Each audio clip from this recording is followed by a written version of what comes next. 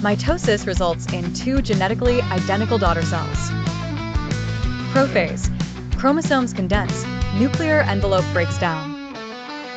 Metaphase. Chromosomes line up at the cell center. Anaphase. Sister chromatids separate to opposite poles. Telophase. Nuclear envelope reforms, chromosomes uncoil. Cytokinesis.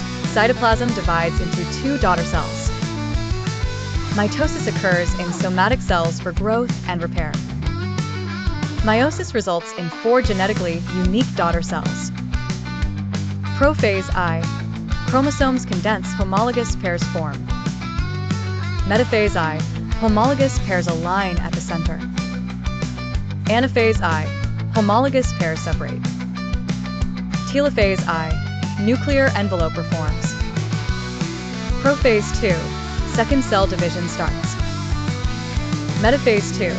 Sister chromatids line up. Anaphase II. Sister chromatids separate.